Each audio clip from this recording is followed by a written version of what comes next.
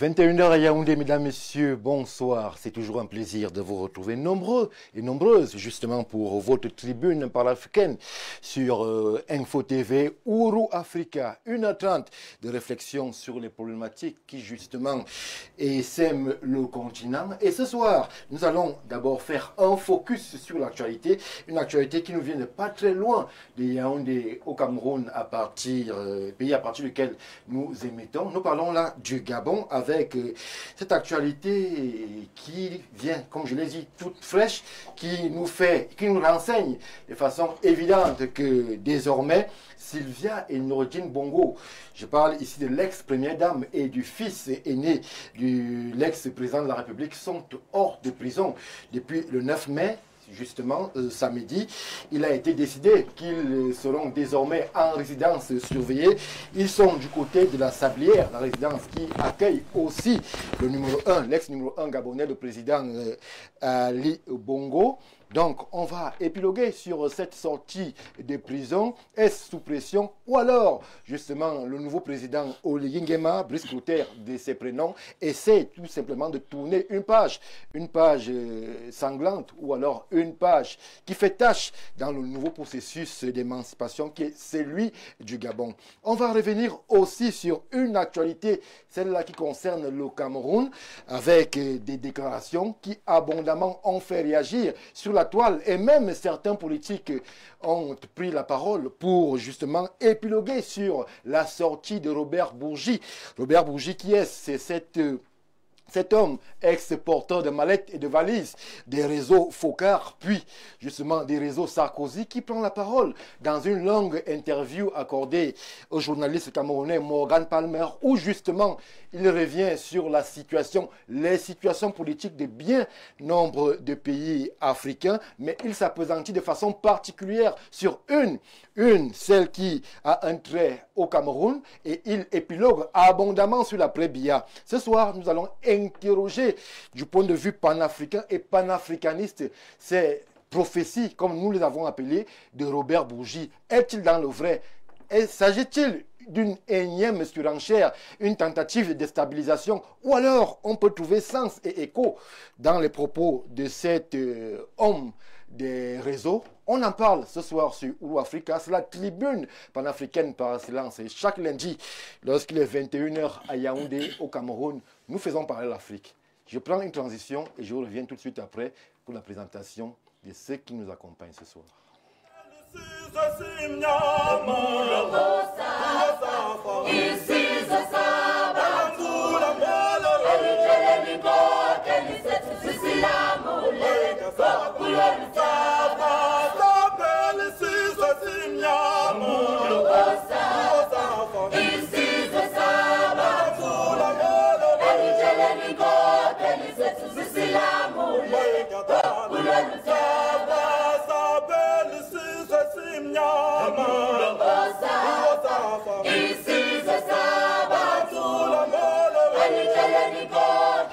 Retour sur le plateau de Ouro Africa, et justement pour cette autre aventure panafricaine, 5 appelés, 5 présents, et la toute première personne que je présente ce soir nous vient du monde de l'enseignement, mais la casquette qu'il va arborer de façon précise ce soir aussi, c'est celle d'acteur de la société civile, Anissé Noir pour ne pas le nommer, et parmi nous ce soir, nous disons bonsoir et bienvenue.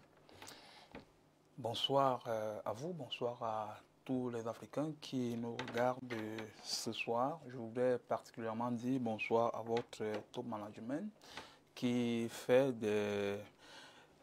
des efforts pour que, à chaque fois que nous nous retrouvions, comme c'est le cas aujourd'hui, que notre séjour dans ce milieu soit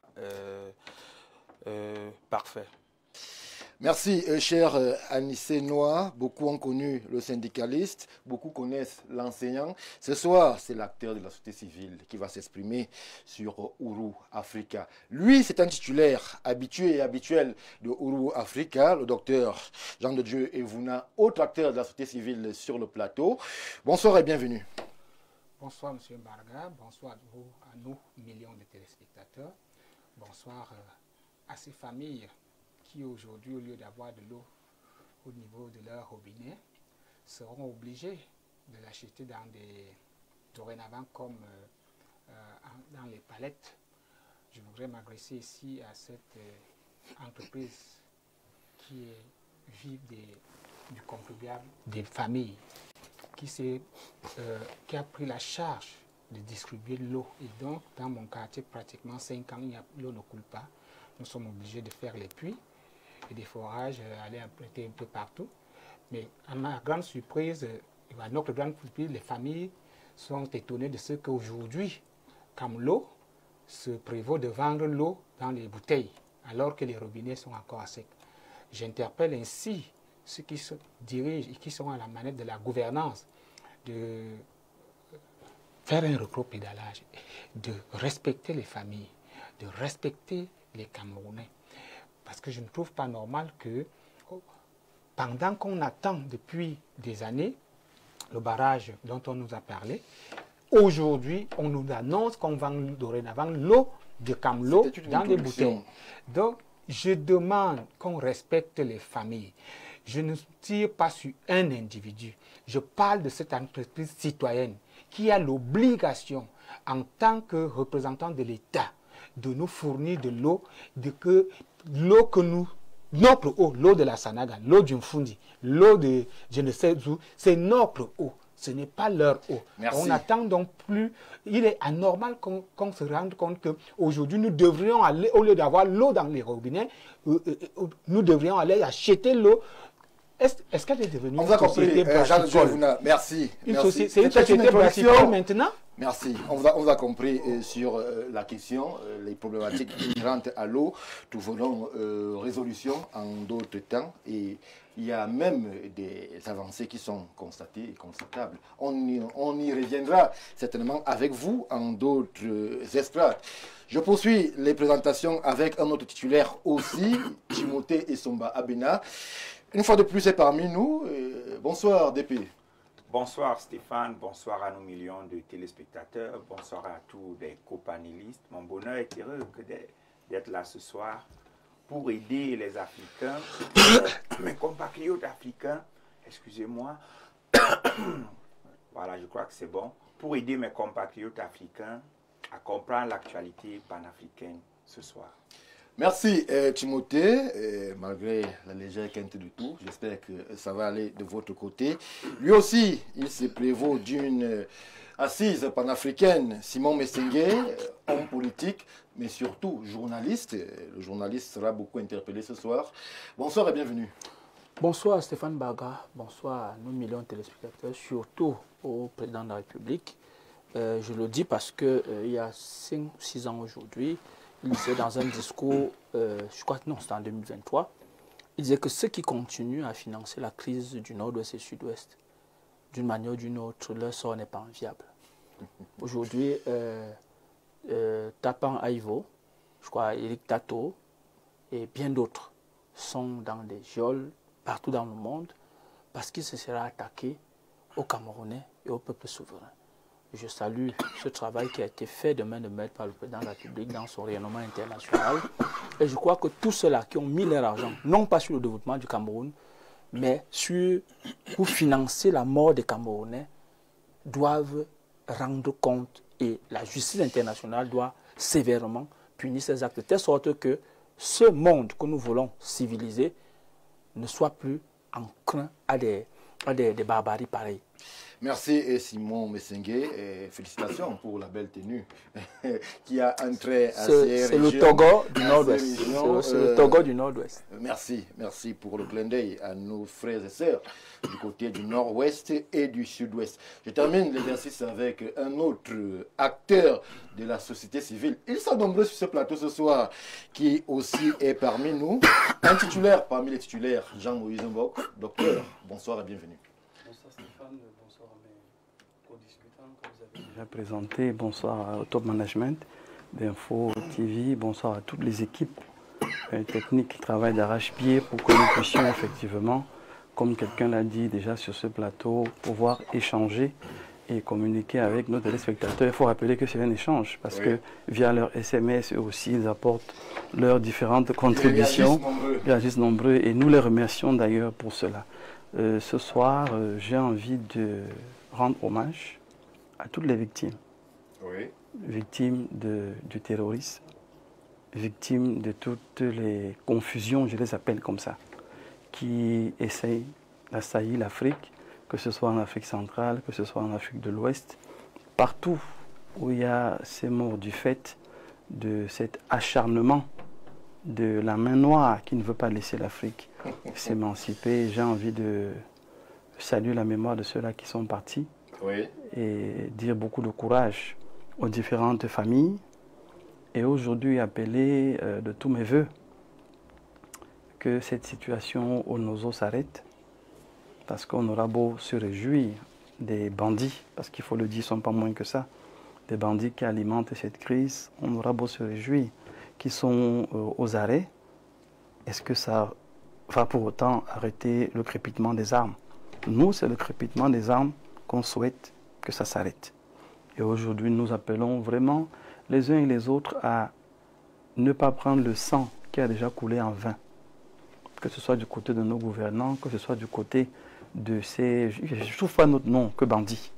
De ces bandits qui essaient d'attaquer le Cameroun, ces criminels qui attaquent le Cameroun. Il est temps, Stéphane, il est grand temps qu'on comprenne bien que ce n'est pas le chemin qui va amener le résultat.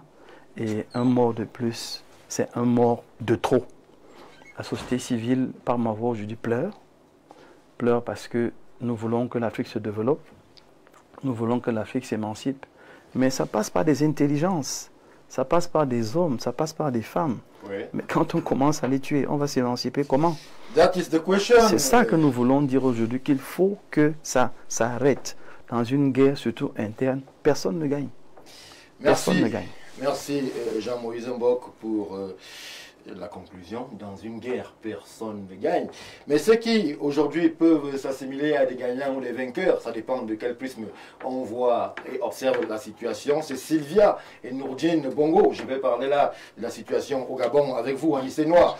Alors, c'est la grande information qui nous vient de Libreville. Ils optent, même s'il n'y a pas encore eu une confirmation officielle, une communication officielle de la part de l'État gabonais, ils ont quitté la prison pour se retrouver du côté de la résidence, la Sablière, où justement Madame Bongo et le fils ont retrouvé le père, justement pour goûter aux joies d'une résidence surveillée. Monsieur Noir. Oui, vous faites bien de parler au conditionnel parce que moi j'ai essayé de regarder les informations. Je n'ai pas eu vent de ce qu'ils ont été libérés, mais si c'est le cas, nous pouvons le confirmer à 99%.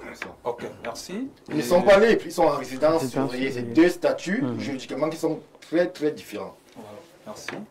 Je voulais dire que c'est un acte à saluer, un acte de l'équipe dirigeante, c'est-à-dire l'équipe qui vient de prendre le pouvoir au Gabon, parce que vous savez dans quelles conditions le pouvoir, c'est-à-dire que cette équipe-là est arrivée au pouvoir, et il était temps que, après que le climat politique soit revenu à la normale, que les uns et les autres essayent de décrisper l'atmosphère politique. Et quand on parle de la décrispation de l'atmosphère politique, cela passe par des actes qui peuvent faire en sorte que ceux qui ont des mécontents retrouvent une certaine liberté, parce que vous savez que le président Ali Bongo, son état de santé n'est pas au top, Et assez il a, précaire. voilà. Et lorsque, moi je regardais les informations la dernière fois, lorsqu'il a voté, il appelait de tous ses voeux que le président qui sera élu libère les siens. Et si cela est arrivé, je pense que cela augure des lendemains meilleurs. Maintenant, je vais aborder un autre pan. Vous savez, aussi, vous voyez que je suis de ceux qui pensent que il faut, dans chaque pays, la limitation des mandats doit être instituée dans la Constitution. Également, je suis de ceux qui pensent que dans chaque pays, on devrait aménager un couloir de sortie à un président qui a œuvré pour un pays pour que, après qu'il soit parti du pouvoir, qu'il ne soit pas inquiété d'une certaine façon. Parce que je pense que si des éléments sont mis dans la Constitution permettant à chaque ancien président de jouir de sa liberté après l'exercice de son pouvoir, je pense que les gens n'auront pas de crainte ou alors les gens n'auront pas à s'éterniser au pouvoir. Donc, il était de bon ton, comme je l'ai dit tout à l'heure, que l'atmosphère politique au Gabon soit décrispée parce que, qu'on le veuille ou pas, c'est vrai que le président Ali Bongo n'est plus au pouvoir, mais il a encore ses partisans qui sont là, qui sont nombreux et qui pensent que le traitement, ou alors qui pensaient que le traitement dont bénéficiaient ses proches, c'est-à-dire quand ils étaient en prison, n'était pas celui qui était digne d'une première dame et du fils du président de la République. Donc, cela augure des lendemains meilleurs, je pense que c'est ce qu'il faut dire. Merci, Monsieur Noah. Alors, Dr Jean de Dieu Vouna, c'est une libération que nous avons souhaité. C'est vrai qu'on évoque la résidence surveillée, mais c'est un pas vers un processus, celui qui est justement de tourner une page, la page des bongos. Pensez-vous que cela a été fait sous contrainte, ou alors c'est dans l'esprit du nouveau président d'aller vers l'apaisement de cœur? Voyez-vous, M. Barga, je suis très étonné de constater qu'on libère des gens qui ont été mis sous enquête judiciaire et emprisonnés. Des gens qu'on nous a présentés avec des mallettes d'argent il y a pratiquement quelque temps, parlant de blanchissement d'argent, détournement de fonds et autres, qui sont un crime économique pour un petit pays pauvre comme le Gabon. Attention, le Gabon, c'est pas un petit pays et il n'est pas pauvre. Faisons attention. Je parle petit. Oui, mais il n'est pas pauvre. Il faut faire attention. Un pays du tiers-monde comme le Gabon, ça aussi vous n'allez pas dire. Vous allez dire tiers-monde, ça dépend. Mais non, c'est moi qui j'assume là. C'est un pays du tiers-monde. Et qui, on a vu une première dame avec le fils qui, avec des mallettes, de l'argent, des milliards, et qu'au lendemain d'une élection... On va prier la réalisation de nous mettre quelques images du fils et de la première dame. Voilà, et qu'au lendemain d'une élection, comme par enchantement, ils se retrouvent libérés en résidence surveillée, qu'on prenne cela comme des avancées, quelque chose qui augure de lendemain, mais je ne pense pas. Je ne pense pas. Pourquoi? Parce que j'ai l'impression que c'est tout simplement un changement c'est-à-dire le changement de personne d'un même régime dans un trône. C'est-à-dire, il y a une justice de 2 poids, 2 mesures. En cette période-là, est-ce qu'il n'y a que eu ces 2 qui ont été arrêtés? Je ne pense pas. Que deviennent d'autres qui ont été arrêtés? Est-ce qu'ils ont été aussi libérés? On peut commencer par les plus représentatifs. Non. Justement, pour quelqu'un de la société civile comme moi qui défend les familles, que pensez-vous des familles de ceux-là qui sont encore incarcérés? S'il faille donc libérer tous ceux qui sont dans cette situation, il faut les libérer. Et qu'on aille donc tous vers une libération conditionnelle où on attend des jugements. Je pense qu'il est question ici de ne pas continuer à promouvoir cette justice qui cible les faibles et qui est complaisante vis-à-vis des forts. Je crois qu'il est important, c'est un faux pas sur le plan juridique. Pourquoi? Parce que j'aurais appris lu quelque part que c'était des promesses que un deal qui a été fait, des promesses qui ont été faites au père de la sous-région qu'il faudrait libérer ce couple. Et je pense que pour eux d'en haut, c'est bien, mais pour nous d'en bas, c'est un mauvais signe, c'est un faux pas. Et il faut le corriger en nous prouvant qu'il y a vraiment une alternative politique et non une alternance simplement, une alternative politique, une trajectoire a été prise, celle de faire du Gabon un pays, parce que la Bible dit que c'est la justice qui élève une nation. Si donc la justice est foulée aux pieds, si au lendemain d'une élection, on commence par libérer les gens, par complaisance, parce qu'ils sont de la famille d'eux, parce qu'ils sont l'épouse d'eux, parce qu'ils sont le fils d'eux, alors qu'on a vu qu'ils ont détourné, on nous a annoncé qu'ils sont des criminels économiques, je ne pourrais pas encourager cela. Je demande à ce que, en tant que panafricaniste, la justice soit au centre des enjeux politiques et sociaux de notre continent. Merci Jean-Dieu Evuna. Timothée Somba, alors, cette libération fait abondamment réagir, hors de prison, mais en résidence surveillée. Mais est-ce qu'on peut, comme beaucoup d'analystes le pensent, dire que c'est un pas vers l'apaisement des cœurs du côté de Libreville? Non, ce n'est pas un pas vers l'apaisement des cœurs, mais c'est un signe de reconnaissance envers Ali Bongo, qui a quand même été président du Gabon pendant plusieurs années. Oui. C'est un signe de mansuétude envers son épouse, qui a quand même été première dame au Gabon pendant quelques années. Et je pense que cette arrestation de la famille Bongo a été salvatrice, bénéfique pour elle.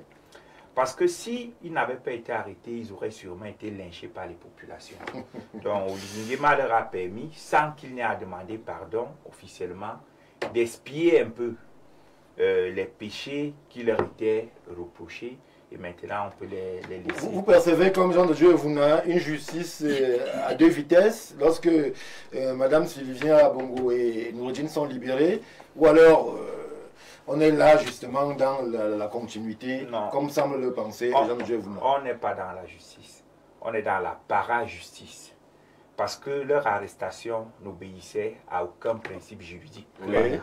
Il est donc normal que leur libération, respecte aussi, que leur libération reste dans le cadre politique. On a vu des mallettes exhibées, il n'y a pas eu un procès, on a vu un procès, un jugement, pas trop, Noureddine qui n'est pas venu, qui a été arrêté.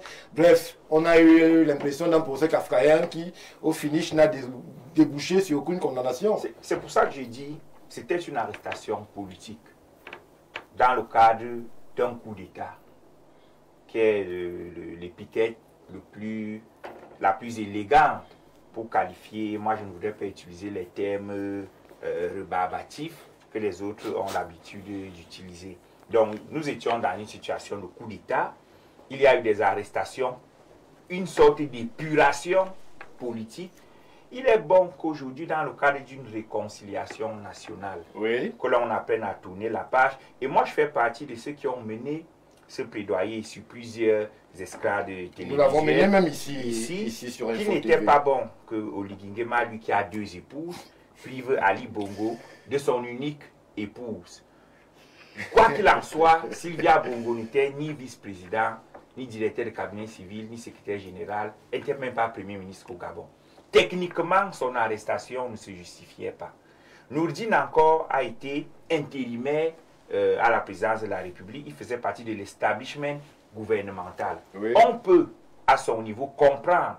Il a même bénéficié à un moment donné de la délégation permanente de signature de son père. Donc on peut comprendre. On a subodoré et soupçonné à un certain moment du côté de Libreville que justement Mme Bongo avait des prérogatives qui étaient assez fortes et qu'elle pouvait influencer et même faire basculer des carrières dans l'établissement gabonais. Et que, de ce fait, elle semblait abuser de la fragilité sanitaire de son mari pour positionner les siens. On a eu aussi cette impression-là et ce discours a été abondamment tenu justement pour justifier leur arrestation.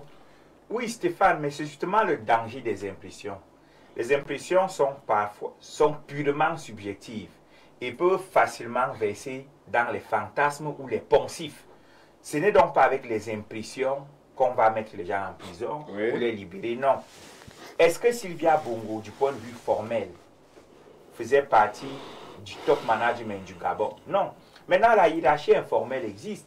Le pouvoir de la cuisine est connu, que ce soit en Afrique ou en Europe. Mais il ne faudrait pas que sur la base des présupposés, des sous-entendus, des préjugés, l'on jette l'anathème sur une première dame. Honnêtement, j'ai cautionné beaucoup de choses à Oligui Nguema, mais l'arrestation de Sylvia Bongo pour moi est incautionnable. Oui. Donc aujourd'hui, je fais partie de ceux qui se réjouissent de sa remise en liberté, qu'on lui permette d'aller rejoindre son époux, Oui. qu'on permette à Ali Bongo de reconstituer sa famille et qu'on leur offre le statut d'ancien chef d'État. Vraiment, on n'a pas besoin d'aller bien au-delà. Autant la communauté internationale africaine, c'est peut-être un néologisme que je fais sur le plateau, autant la communauté internationale africaine a pardonné le coup d'État à Oligui Nguema, autant Oligui Nguema devrait faire preuve de la même magnanimité en intra. Donc, Sylvia est sortie, Nourdine est sortie, il est bon, tel que Paul Biya l'a fait au Cameroun, pourquoi pas prendre un décret qui soit amnistie, qui soit gracie tout le monde. Surtout que j'insiste sur le fait que les règles du procès équitable, Oui. inhérentes à l'état de droit, n'ont pas été appliquées lors de leurs arrestations. Vous avez pris le pouvoir, vous avez cosmétisé la légitimité qui vous a permis de rentrer dans l'ordre républicain. On tourne la page, permettez aux gens de sortir. Si vous voulez, saisissez leurs biens, leurs véhicules et les mallettes des milliards que vous avez récupérés sans, et là il y a un bémol, sans faire l'état des sommes collectées. Qui, aujourd'hui, personne ne peut nous dire quel est le montant des sommes collectées par ceux qui ont récupéré les mallettes. C'est un bémol. Et lorsqu'on décide d'aller dans la réconciliation, il faut un minimum de transparence. Je ne voudrais pas retourner ma veste pour faire partie de ceux qui saluaient Oligui Nguema hier et qui le maudissent aujourd'hui. Mais je lui dis que, cher grand frère, quand on a décidé de bien faire, il faut bien faire jusqu'au bout. Merci Timothée Somba. Simon Messengue, à ce niveau, juridiquement, Timothée nous a fait un exposé des faits. Techniquement, rien ne justifiait l'arrestation de Madame Sylvia Bongo, mais en Afrique, et comme partout ailleurs, on connaît quand même l'influence que peut avoir une première dame dans la vie de la nation, mère de la nation. On aime souvent aller présenter ainsi. Aujourd'hui, qu'elle est libérée, entre guillemets, sous résidence surveillée, pour être précis, est-ce qu'on peut penser que c'est une page qui se tourne et qu'on peut véritablement espérer maintenant voguer vers d'autres aventures du côté du Gabon? Je veux dire que je me réjouis aujourd'hui que Timothée soit de mon côté. Parce que je l'ai toujours dit, un coup d'État est un crime contre un État. Parce qu'il ramène l'État en arrière sur 100 ans. La libération arbitraire, comme l'arrestation arbitraire, mettent entre parenthèses l'état de droit. Les Gabonais auront-ils encore confiance en la justice? C'est ça le problème. On leur a présenté la première dame, malgré les arguments que nous disions et que Timothée vient de libérer, que la première dame n'a aucune fonction officielle. Vous l'arrêtez pourquoi? Mais on connaît quand même l'influence des premières dames sur le continent. L'influence... Simon, vous n'allez pas nous faire croire que vous ne connaissez pas la puissance de la cuisine. Je voudrais dire non. Non? Non. On a eu Glace Mugabe au Zimbabwe. C'était pratiquement le même lexique qui a été utilisé. La responsabilité juridique et judiciaire est individuelle. Elle n'est pas collective. L'influence là, il faut mettre ça en dehors. Cette dame n'avait rien à faire en prison. On l'a arrêtée. Parce qu'en fait, il fallait légitimer l'arbitraire qui était le coup d'État. C'est clair. Donc, c'est une arrestation arbitraire. Ça pose un problème. Le problème de la reconstruction de l'État de droit. Et qui a foutu ça? C'est le coup d'État. Ça veut dire que, là où nous sommes là, il faut le savoir.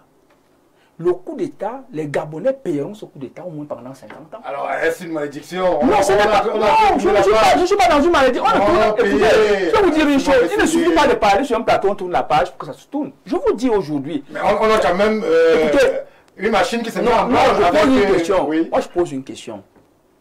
Monsieur Mbarka, dans un pays, on vous dit qu'on a arrêté quelqu'un avec les malais d'argent, c'est lui qui faisait ceci. On a peint ce monsieur en noir, cette dame en noir. Vraiment, c'est très grave, elle était même ceci. On a entendu des murs et des pas mûrs. Après, on dit subitement, elles sont libérées. Bon, les Gabonais sont bêtes. Ils sont pas... Les Gabonais sont pas bêtes. Les Gabonais sont très intelligents. Il y a donc ce problème. Il faut reconstruire l'état de droit. Il faut bannir le coup d'État, les coups d'État. Parce que ce sont ces deux grands chantiers que Oligui Nguema doit faire. Ça veut dire que lui-même, il est issu d'un coup d'État. Comment va-t-il se départir de ce fléau au point de revenir? Je vous rappelle qu'en 2009, quand Omar Bongo est mort, on a vu un Gabon, une république debout. Les institutions ont pris le truc comme de façon automatique. Oui. La présidente du Conseil constitutionnel a pris le pouvoir, elle a organisé les élections. C'est Rogombe, je crois bien. Oui, Francis Rogombe. Oui. On dit, voici l'Afrique. Maintenant, on nous dit qu'on sort des gens, on fait entrer ainsi de suite, ainsi de suite. D'accord. Donc, il faut que les Gabonais qui ont pris le chemin du retour vers 2023 se mettent en tête qu'ils doivent tout reconstruire. Ils doivent reconstruire leurs institutions. Est-ce qu'en filigrane, Simon Messengue, il ne faudrait pas aussi, parce que Ouro Africa, c'est aussi beaucoup de pédagogie, essayer comment est-ce qu'on singularise le statut de première dame. Puisque c'est de ça qu'il est question. On ne peut pas évacuer, Simon Messengue. On a eu l'impression... Vous réfutez les impressions, mais beaucoup du côté de Libreville pensaient que, eu égard à la faiblesse sanitaire du président, l'ex-président Ali, c'est madame qui, entre guillemets, commençait justement à orienter les principales décisions de la vie publique du côté du Gabon. On le dit partout. On le dit partout. Même dans vos familles, même dans les familles. Quand vous arrivez, votre frère arrive, et que vous lui dites vraiment, Madame Versailles, vous donnez telle chose. Dis, mais celui-là, est-ce qu'il parle encore? C'est sa femme qui parle. Ça, sur le plan familial, ça se fait. Donc, sur le plan de la République, ça va de soi. Certaines personnes ont dit ici que la première dame dirige le pays avec le iPhone. C'est vrai, c'est pas vrai, c'est faux du tout, mais ce sont les choses qu'on raconte. Donc, le problème, ce n'est pas le problème ici, ce n'est pas la première dame. C'est de mettre dans la tête des Gabonais qu'il y a eu un accident dans votre grand parcours en tant que République. Il faut le résoudre en profondeur. Premièrement, il faut lourdement pénaliser les putschistes afin que ça ne se reproduise plus.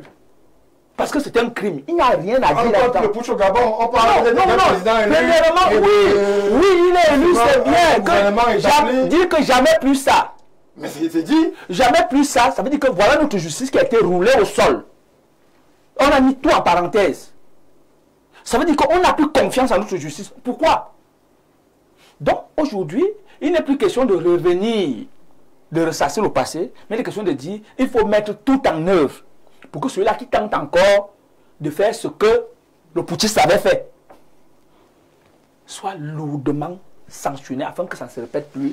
C'est sûr que nos institutions, que nous allons léguer à nos enfants, à nos petits-enfants et autres, reste et demeure ce qui nous garantit la paix et la stabilité. Merci Simon Messengue pour votre avis sur la question. Jean-Moïse Mbok, Sylvia Bongo, Nourdine Bongo, le fils, la femme sont désormais en résidence surveillée du côté de la Sablière. C'est comme ça qu'est baptisé l'endroit où ils sont en compagnie de l'ex-président Ali Bongo.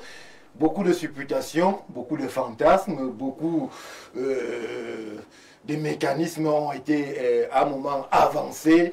On parlait d'une régente, on parlait d'un pays sous pilotage automatique, on parlait d'une dame qui faisait la pluie et le beau temps.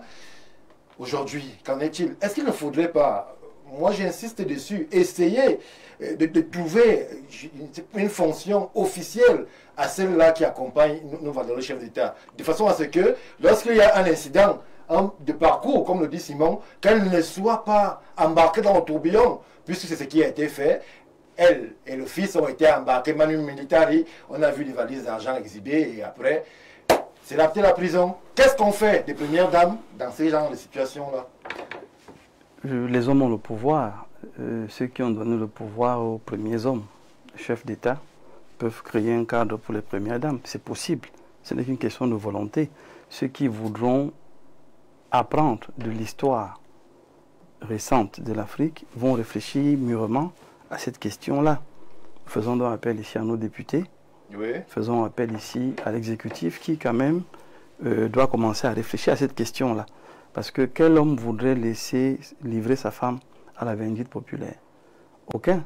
C'est pour ça que dans la logique même de la famille, on a le principe du testament. Oui. Et le testament, même si l'épouse est usufruitière, elle est quand même protégée par le testament.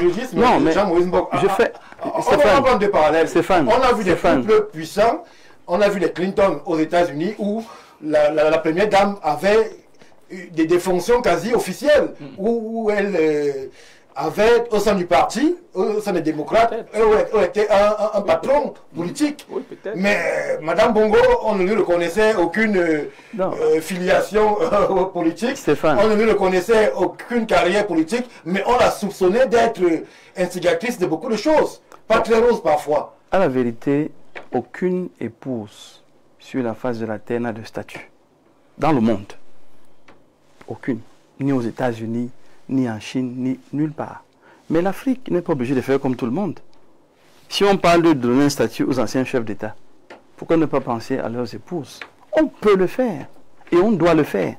Et ici, nous ne faisons que tirer la sonnette d'alarme. Oui. Que si vous ne faites rien avec ce qui est arrivé à Sylvia là, et demain, ça va être qui? Mais moi, ce que je vais dire ici, à côté de tout ce qui a été dit, vous savez, quand on veut faire un coup d'État, on cherche un prétexte. Et le prétexte, qu'il soit vrai, qu'il ne soit pas vrai, tant que ça peut être entendu par X ou Y, le prétexte est mis sur la table. Le grand frère Oligui a trouvé le prétexte. La maladie du chef était le prétexte. Et donc, par ricochet, il fallait donc dire que il y a usurpation sur les signatures, il y a excès de pouvoir, il y a. Risque de guerre civile. Risque de guerre civile et ainsi de suite. Mais ce n'était qu'un prétexte. Tout ce dont on soupçonnait Sylvia n'était pas vrai. Je ne veux pas dire que je ne veux pas. Fatigué, je ne veux pas. Maladie. Stéphane, je ne veux pas dire que ce n'est pas vrai. Mais à la vérité, à la vérité, on parle quand même d'un État. Oui. Et quand on dit un État, si on me dit que cette signature doit être celle du chef de l'État, et je vois la signature du chef de l'État, je ne viens pas questionner si c'est sa femme qui a attrapé sa main pour qu'il signe. Tout ce que j'ai vu, c'est la signature, et c'est ça qui me couvre. C'est pour ça que je dis qu'il fallait qu'il y ait un prétexte. Il y a eu le prétexte. Seulement le prétexte a entraîné un ensemble d'éléments qui devaient en fait créer un problème, l'amplifier, l'exaspérer et devenir donc le sauveur. Puisqu'il fallait bien se poser en sauveur, en libérateur. Mais s'il faut se poser en sauveur et en libérateur, ben, il faut créer un ensemble et de prisons, et de menaces, et de risques, et de dangers, et de tout ça a été créé. Mais c'est de bonne guerre, c'est comme ça que les coups d'État se passent. Madame Bongo est donc restée en prison et le fils, c'était une forme de monnaie d'échange. Je veux mener les négociations avec l'Union africaine parce que c'est une promesse qu'il a faite à l'Union africaine. Que on est remis en selle, on se remet ensemble et moi, vos exigences, je les prends. Je pense que nos chefs d'État ici à la CEMAC lui ont dit, le monsieur là, tu ne touches pas un de ses cheveux. Sa femme et sa famille, tu te rassures qu'il se porte bien. Donc il a pris des engagements, mais il fallait qu'il y ait un moyen de communication avec les autres. Mais quel meilleur moyen que de tenir la femme de quelqu'un? Il n'y a pas meilleur moyen. Donc, Sylvia était présentée, et c'est là que moi je dis que on va dire tout ce qu'on va dire de président Oligui. Moi je trouve lui un très bon stratège. Et c'est vraiment un militaire de carrière parce que le principe des otages nous permet de rester dans la logique. Ben oui, je vais jusque là. Le principe de l'otage nous permet de rester dans la négociation. C'est ce qui se passe en Israël. C'est-à-dire qu'on prend les otages et puis maintenant il faut échanger, cesser de tirer ici, cesser d'agresser là, parce qu'on a vos gens, on les libère. On parle quand même de la côte du président Ali. C'était une monnaie d'échange. Si le mot otage vous dérange, c'était une monnaie d'échange. Et je vous dis qu'il n'est pas le seul à l'avoir fait parce que le président Bazoum aujourd'hui est dans les mêmes conditions. C'est une technique des militaires et c'est comme ça que ça marche. Ne venez pas demander aujourd'hui à M. Legui de devenir subitement un Simon Metsengue ou un Timothée Soma, qui eux sont des journalistes, qui sont des hommes fins, qui ont même des bords diplomatiques. Lui, c'est un militaire, point. Et là, quand je veux atteindre mon objectif, on confisque femmes et enfants. Alors, maintenant qu'il les a confisqués, voilà le bon verbe. Voilà, maintenant qu'il les a confisqués et qu'il les a gardés au chaud, il faut maintenant qu'il montre que la justice repart. Oui. Et pour montrer que la justice repart, il vous dit, ce n'est même pas dans le cadre juridique, c'est le cadre des négociations à l'international. Il vous dit, j'ai pris l'engagement auprès de l'Union africaine et de mes pairs de la CEMAC de ne pas mettre en danger le président Ali Bongo et sa famille. Je montre donc que je tiens parole. Ça devient maintenant des arguments de responsabilité, de respect de sa parole qu'il se met à déployer. Ils ne sont pas les seuls à avoir été embastillés. Il y a les ministres, il y a un ensemble d'autres personnes, et il va les sortir. Il va les sortir progressivement. Mais justement, vous avez vu ce qui s'est passé en Côte d'Ivoire avec Mme Gbagbo, c'est la même chose. Juste pour dire que toutes ces histoires nous passent un message. Et si en Afrique aujourd'hui, on ne retient pas le message, par exemple, et vous faites très bien de le mentionner, le statut de la première dame, c'est quoi? Oui. Si on ne pense pas à ça, en oubliant ce qui est arrivé au Gabon, en Côte d'Ivoire, ce qui est arrivé au Gabon, ça veut dire quand même qu'on est bizarre en Afrique. Et il faut qu'on travaille sérieusement à ça. Mais non, pour ma part, et je sors par là, le président Oligui est encore en train de battre ses cartes. Je pense qu'il est prématuré quand même de dire qu'il n'y a pas de justice chez lui, de dire que je pense qu'il est prématuré de le dire. Et je crois que, pour ma part, laissons-lui une chance. Ce qu'il a commencé, qu'il continue. Merci. Allez-y, Jean Duévouna. Je suis très étonné des échanges qui se passent ici. Pourquoi? Parce que tout semble nous faire comprendre que cette femme et son enfant ne sont coupables de rien. Quand j'écoute mes co... Non, on l'a jamais dit. Il faut prouver. On l'a jamais dit. Permettez-moi, quand j'écoute mes co-discutants, donc en fait, le président Oligui, il a fait un coup d'État, il a ramassé comme ça. La stratégie des militaires, c'est d'embastiller les gens, de les tenir, après négocier. C'est votre conclusion. Ils n'ont jamais rien fait, ils n'ont jamais rien touché, ils sont blancs comme neige. Je ne pense pas. Je pense pas. Et lorsque nous évoquons ici le statut de première dame, est-ce que lorsque ce statut de première dame sera, si un jour les chefs d'État le font, est-ce que cela faut pour autant dire que lorsqu'on est première dame, on est intouchable par la justice? Je le répète, c'est la justice qui élève une nation. Si donc des gens... Y a-t-il eu un procès équitable du côté de Libreville lorsque Mme Sylvia est arrêtée? Y a-t-il eu procès? Et nous, on a vu des images qui ont circulé sur les réseaux sociaux où on voyait l'argent. Elle est partie en prison. On a vu des photos du procès, entre guillemets. Et après, on nous dit qu'elle est libérée. Nous, ici, nous convoquons donc la justice. C'est-à-dire, pour nous montrer qu'on est passé de militaires à chef d'État, de civil, il est question ici de ressortir, de faire même un semblant de justice qui pourrait nous permettre de comprendre, comme cela a été fait en Côte d'Ivoire. On n'a pas libéré simplement Mme Gbagbo comme ça, on a quand même fait un simulacre de justice où on a donné des arguments à gauche et à droite qu'elle aurait fait ci, elle aurait fait ça. Elle a même été condamnée. Mais on ne peut pas, au nom des deals, au nom de la politique, libérer des gens qu'on a traités de criminels en nous présentant des... Vous auriez souhaité que le président Oligui fasse quoi? Qu'il conserve Mme Bongo et son fils en prison, sans jugement, sans preuve. Convoquons donc ce jugement-là, c'est-à-dire il est anormal, c'est une erreur politique. Stéphane, disons les choses comme il se doit. La résidence surveillée reste un espace de justice. On va continuer les procédures. Ils ne sont pas déchargés de tous les griefs. On va donner déballer point par point et pouvoir faire dans le procès dans équitable. Tous les cas, nous, de la société civile, qui réclamons pour les familles qui sont encore en prison, nous demandons que la libération soit pour tous et qu'il y ait un procès.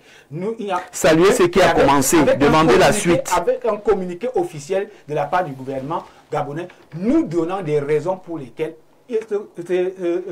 la première dame a été libérée. Lorsqu'ils ont été arrêtés, on a eu un communiqué pour vous dire pourquoi ils étaient arrêtés. Nous demandons donc aujourd'hui qu'il y ait communiqué pour que la justice prenne le dessus et qu'on nous prouve qu'on est passé de militaire.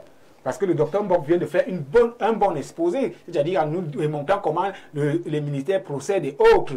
Mais nous disons qu'il faut que la justice prime, qu'elle soit au-dessus de tout. C'est ça qui élève une nation et non pas des manigances politiques, des îles politiques pour sauver la nation. Merci, on va comprendre. Simon Mességuier, avant que M. Noir ne prenne la parole. Oui, moi, je suis un peu amusé lorsque le docteur Evouna dit cela. Le coup d'État est un crime. Donc, s'il faut commencer à juger, donc quand on fait un coup d'État, tout s'arrête. Tout s'arrête. Ça veut dire que la justice que vous voulez convoquer là, c'est pas dans ce cadre-là. Oui. En fait, même ce qu'il faut demander, c'est que tout le monde sorte. Voilà. Oui. Puisque en réalité, même les autres prisonniers. Puisque en réalité, l'État a été failli. Oui. C'est ce qu'on appelle l'État failli. Okay. Parce que le président de la République est garant du bon fonctionnement des institutions. À partir du moment où un président démocratiquement élu un parcours d'État qui est un crime dans les constitutions a été débarqué, il faut mettre tout à terre. Donc Sylvia Bongo est blanc comme neige avec son fils. Maintenant les autres aussi, même chose. Il y a une nouvelle constitution qui est née.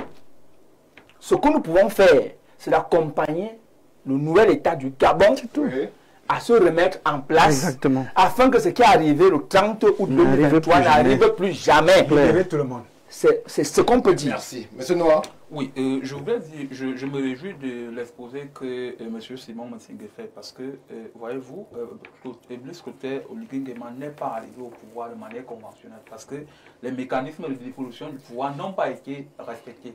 Et maintenant, qui n'est pas arrivé au pouvoir de manière conventionnelle, il y a des blessures qui ont été ouvertes.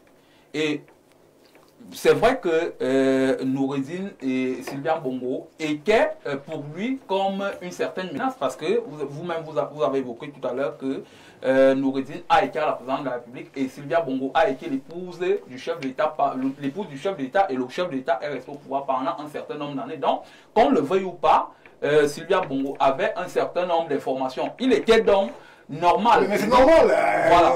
C'est la femme du président. Oui. Elle doit avoir quand même. Elle voit. Elle reçoit.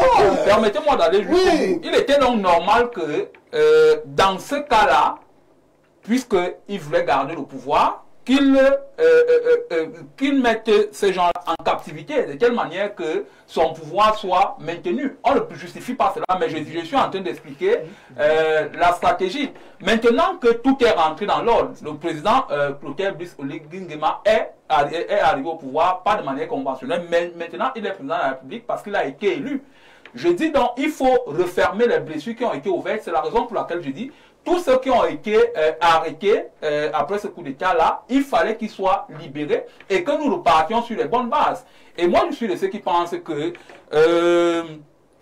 bref, je souhaite tout le bien au président Oligui-Nguema, mais vous allez regarder que la plupart de ceux qui sont arrivés au pouvoir par des coups d'État, vous savez comment ils sont partis du pouvoir. Je vous laisse faire une déduction. Maintenant, vous parlez tout à l'heure du statut de première dame.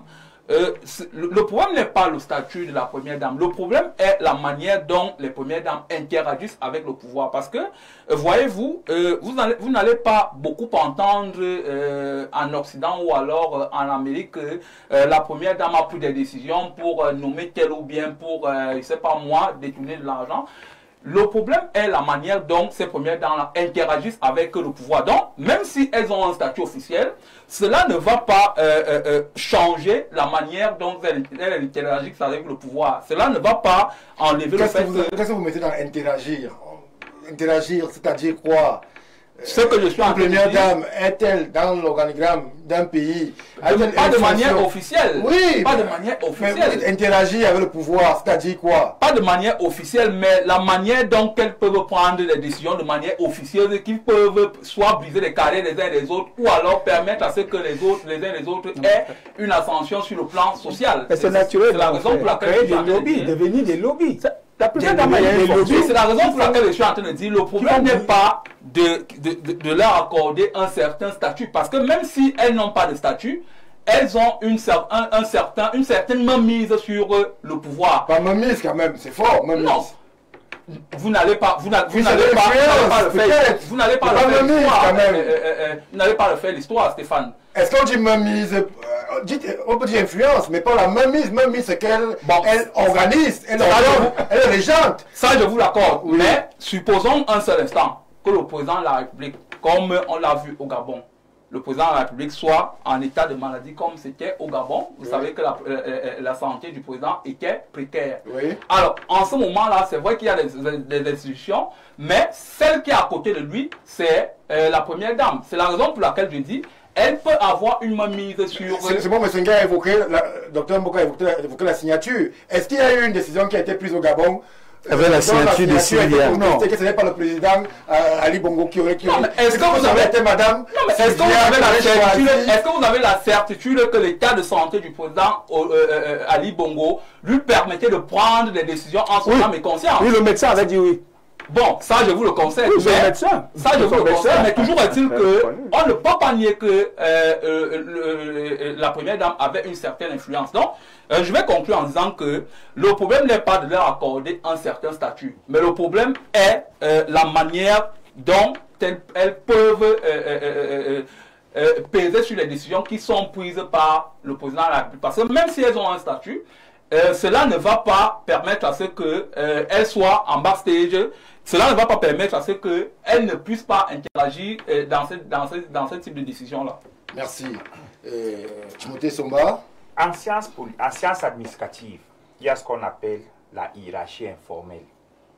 Et la hiérarchie informelle voudrait que des personnes qui ne sont pas officiellement dans l'organigramme puissent avoir une certaine influence sur le système. Mais la particularité de la hiérarchie informelle, et qui tend à la dédouaner, à l'exempter, c'est qu'elle n'est responsable de rien. C'est Louis XIV qui disait, un bon roi doit écouter ses conseillers, mais il doit agir en son âme et conscience et avec son cœur. Oui. Donc, moi je ne vois même, je ne tolère même pas que l'on veuille donner l'impression qu'on va faire le procès de nos épouses sur ce plateau. Nous sommes tous des hommes mariés, nous écoutons nos femmes, nous savons les faveurs que nous rendons à nos femmes. Mais les responsables dirigeants, ce sont les époux. On ne peut pas malmener une épouse parce qu'on lui crédite pour seul crime d'être l'épouse d'un chef d'État. C'est pas possible. Ce n'est pas... pour moi, c'est non négociable, inadmissible. Vraiment, laissons nos épouses là où elles sont et gérons nos affaires dans la cour. Parce que même aujourd'hui, nous savons qui tient le pouvoir. Ce sont nos épouses qui tiennent le pouvoir.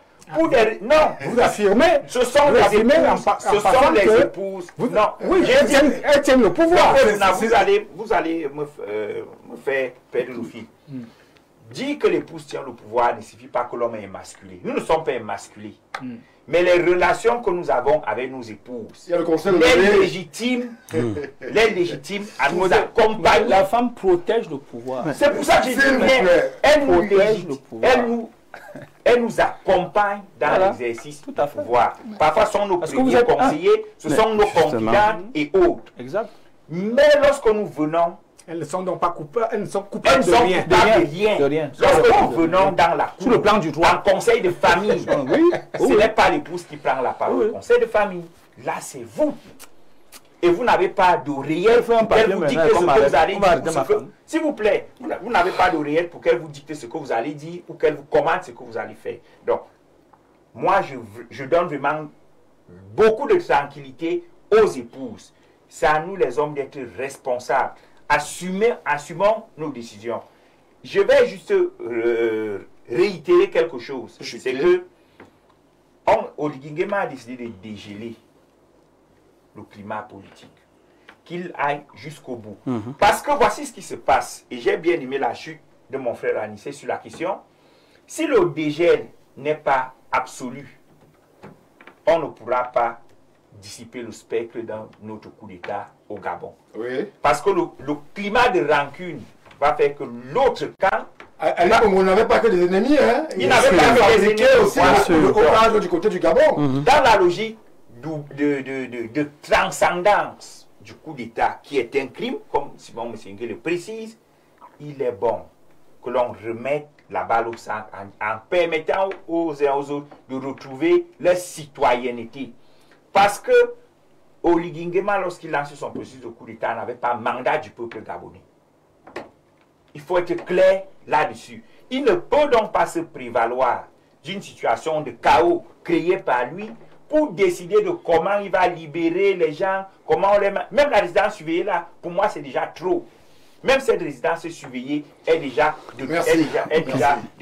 Stéphane, 30 secondes. 30 secondes. Depuis le départ, d'accord. Depuis le sort. départ, moi je l'avais déjà dit ici, le président Oligui doit faire attention parce qu'il n'a pas le monopole du coup d'État. Je l'avais dit ici. Et ça, il faut le lui rappeler tout le temps. Et là, je rejoins Simon, c'est un démon à chasser très loin de l'Afrique. Maintenant, sur le statut de la première dame, pourquoi nous en Afrique, on fait toujours comme si nos cultures et nos traditions ne servent à rien? Comment est appelée la femme du chef? La reine mère. C'est la reine mère. C'est Elle une a reine. un statut. Elle est une reine. Là, nous sommes dans un royaume, mais nous n'avons pas la République. S'il vous plaît, même la République là, est inspirée du royaume. Non, Je vous dis que la République, elle est inspirée. inspirée du royaume et la République a choisi d'avoir un fonctionnement qui est différent. On peut prendre un statut pour la première dame, parce que ce que Timothée vient de dire, au niveau de la famille, ça passe. Hein?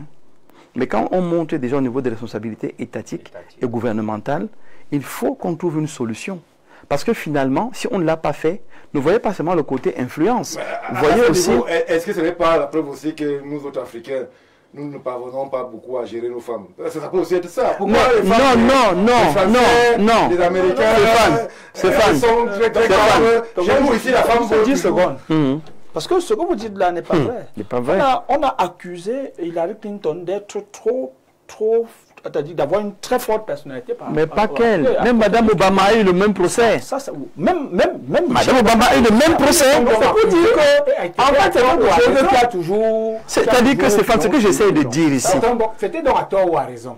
Les cas que... Non, c'est des suspicions. Non, laissons ça. J'ai parlé, vous n'avez pas voulu écouter ce que j'ai dit. J'ai dit, le militaire a mis sa stratégie en place. Il a organisé son affaire. Et ça a marché. Crier, le gars est déjà là. C'est que moi j'ai dit, le principe de la reine-mère, il faudrait quand même que dans nos États, aujourd'hui en Afrique, on réfléchisse à ça. Nous ne sommes pas éloignés de nos épouses. En Afrique, nous traitons très bien nos épouses. Contrairement aux Occidentaux là. Nous traitons, parce qu'on parle de tout avec elles, de nos émotions, de nos impressions, on prend des conseils chez elles, on échange sur tout, même les dossiers du bureau, on échange avec elles. Surtout qu'on a vu en elle de la maturité. C'est pour ça que si elle n'a pas de statut du bureau avec la femme à la maison. Oui, ben, Stéphane, ne venons pas jouer les scènes de touche ici. C'est une réalité de tout le monde. À des moments, vous êtes fatigué, vous dites chérie, le dossier là, lis-moi un peu ça. Lis-moi un peu le dossier là. Elle est le dossier. Qu'est-ce que tu comprends de ce dossier là? Vous échangez comme une causerie, commentaire et tout, comme Timothée disait. Maintenant, quand il faut trancher, vous allez trancher en toute âme et conscience, avec votre cœur. J'insiste là-dessus. On ne fait aucun procès à nos épouses. Le cas Sylvia, le cas Madame Gbagbo était simplement des stratégies pour garder des otages. Le mot là vous fait peur, ça vous regarde. Il fallait garder des otages, le temps de se donner certaine sécurité, certaine couverture, de montrer qu'on traite bien vos gens là. Et même pour les militaires, on mène des enquêtes. Qui se plaint que Madame Bongo soit enfermée? Qui se plaint que Noureddine soit enfermée? On peut identifier les autres ennemis. Mais je suis d'accord avec tout le monde ici. Merci. Cette affaire de coup d'État doit s'arrêter absolument. Merci. Bonsoir, chers panélistes. De grâce, traiter les problèmes de notre beau pays et laisser les problèmes du Gabon, parce que vous mettez les Camerounais vivant au Gabon dans les problèmes. Alors, je vois et un indicatif qui nous fait savoir que M. Fasto René, 241 c'est le Gabon, peut-être c'est un Camerounais résident au Gabon qui s'inquiète du fait que lorsqu'on évoque ces problématiques ici du côté du Cameroun, il soit mis en difficulté du côté du Gabon. Bien dommage. Vous voulez qu'on vous dessine comment que les premières dames ont la main mise sur le pouvoir de leur mari partout? C'est partout. Partout.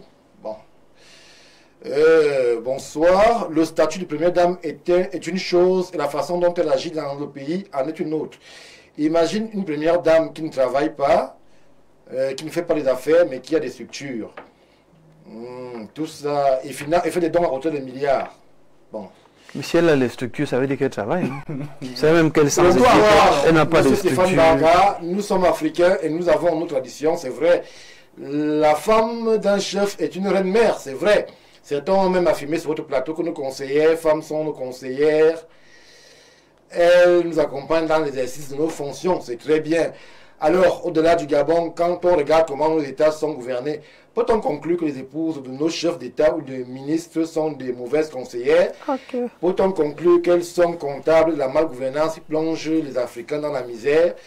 Rodrigue Adalbert Evina, le message est signé. C'est J'aimerais dire à Rodrigue que j'ai bien précisé, me référant à Louis XIV. Un bon roi doit savoir écouter ses conseillers, mais surtout décide avec son cœur. Donc, on ne va jamais accuser le conseiller d'être comptable ou responsable de la bonne ou de la mauvaise gouvernance. Parce que celui qui a la décision finale, c'est celui qui a la légitimité du peuple. Tout à fait. Et c'est pour ça que moi, je suis contre le statut des premières dames. Parce qu'elles n'ont pas le mandat du peuple. Oui. Elles doivent rester dans le cocon. Celui qui a le mandat a tous les leviers de pouvoir. Laissons que les gars qui ont le mandat travaillent. Merci Timothée. Bonsoir, c'est M. Obiang du Gabon, je vois 241. Éclairé par le narratif fait par l'homme en Gandoura. Oligui nous a épargné de la guerre civile après des résultats présidentiels biaisés. Madame Sylvia donnait des directives au ministre, était devenue avec son fils celle qui gérait des comptes publics. Elle prenait des décisions avec son fils. Ali Bongo ne gérait plus rien. Il n'y avait plus d'État au Gabon. C'est vous qui le dites. Sylvia et son fils sont en résidence surveillée, donc susceptibles d'être encore entendus. C'est dommage que vous fassiez des commentaires biaisés. C'est une situation qui aurait pu causer une guerre civile avec des conséquences sur les pays limitrophes. Il n'y a pas de conséquences, il n'y a pas de commentaires biaisés sur le plateau. Ce sont juste des analyses et chacun essaie de donner sa vision en fonction du ressenti qui est le sien. Il n'y a pas d'analyse orientée sur... le coup d'État sauve déjà les pays. Merci à lui. S'il vous plaît, évitons l'hypocrisie. C'est une intelligente farce de certains panélistes ce soir. Soyez lucide un tout petit peu. Noureddin et sa mère n'intéressent personne. Vous encouragez le désordre étatique en Afrique centrale. C'est dommage pour des leaders d'opinion.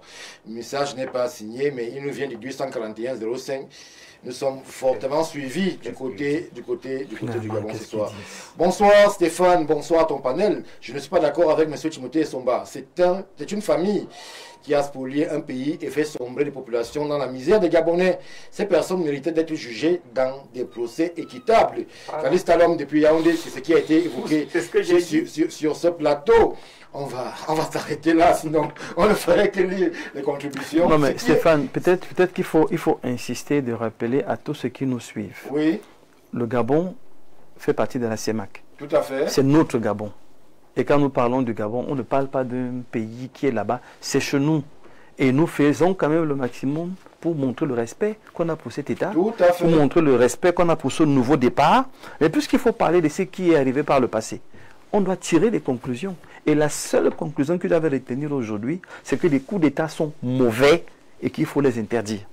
Justement, je joins ma parole à la vôtre. Nous avons, à chaque fois qu'il était question du Gabon sur les antennes d'Info TV, fait œuvre de partialité. On n'a jamais été d'impartialité. on n'a jamais été dans la critique, jamais été justement dans la défiance, dans la flagellation. Dans la flagellation, jamais. On a toujours encouragé à ce que les problèmes soient résolus et ce que nous faisons ce soir, en saluant cette résidence surveillée que nous avons d'ailleurs sur ce plateau souhaité pour que véritablement... En appelant même toutes les libérations. Toutes les libérations puissent être concrets dans ce pays, frère et ami que justement est le Gabon. Une fois que je l'ai dit, je prends une brève transition et pour le peu de temps qui va nous laisser, nous allons évoquer la sortie polémique de l'ex-porteur de mallette, Robert Bourgi.